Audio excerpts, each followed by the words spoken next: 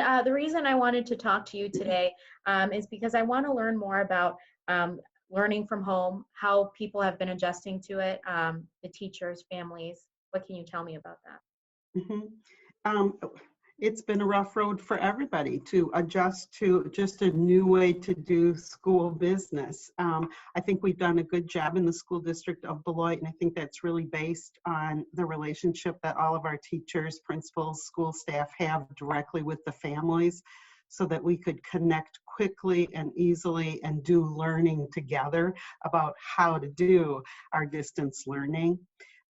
We feel like it's been going pretty well. We went through a period of getting all of our devices out to all of our families, and that's nearly 7,000 students at 12 different buildings from kindergarten through 12th grade, and getting those devices, and that includes the computer that they would be using, cords, chargers, all of those things out to everybody. So we went through some pickup days where people could come and get those things. We did the same with instruments for our intermediate schools and our high school kids so that they could do that, and keeping in mind that we had to do all of the practices of remaining safe during this period of time. We've put out a lot of really good information for all of our staff and our families on exactly how to do things, some training modules, that kind of thing. Our website is in really good shape. We have a lot of information, resources available for staff, kids, families there.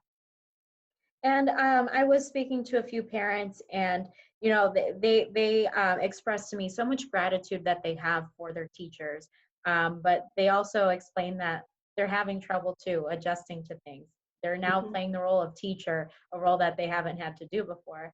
So what kind of assistance do you have for those that are struggling? Because I'm sure there's people that are doing well, but for the ones that are. Yeah, and initially we did put out some, what we thought would be some helpful hints to make sure that you try to keep your family in a routine, to try to have an area where people can set up their workspace or their office space. We put some real guidelines out there on the expectations for each of our grade levels of how much work should be done in a day, and because we don't want people to be overwhelmed. All of us doing so much work online, we're realizing how exhausting it is to do work online. There's something, plus you're learning new techniques and practices for a lot of those things. So we have some real guidelines. And we understand that, parents are also home during this time trying to do their work from home, trying to care for their children and support their children's educational programs.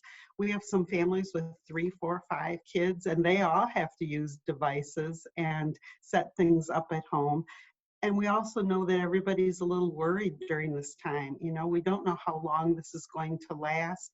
We're all navigating through, like how and when do you get your groceries, things like that. Everybody's dealing with that.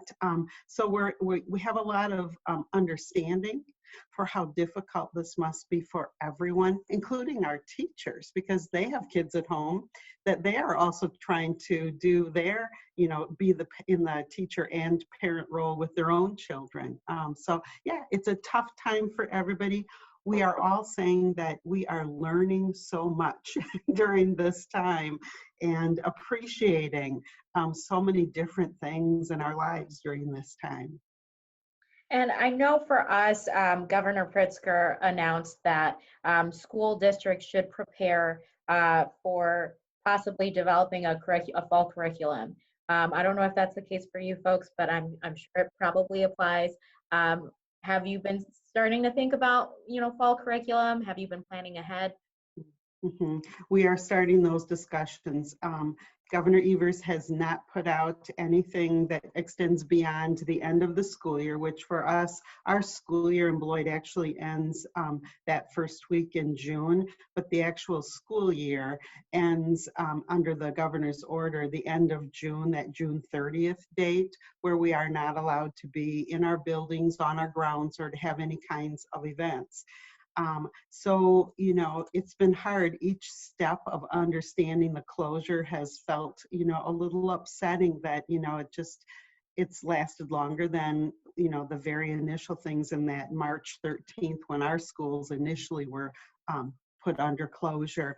And it's been hard each step to hear that now it was closed till a certain date and now it's extended through the end of the school year. We are all taking a look at how will the school year start, and we've begun those discussions as well. We're all looking at preparing a couple different scenarios.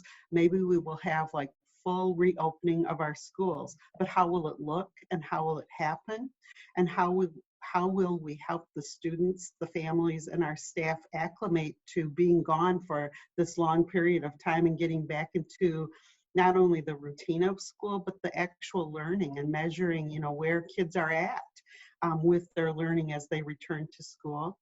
They're talking a little bit about, you know, will our school year begin with some staggering of schedules and having only so many students in a building at a time?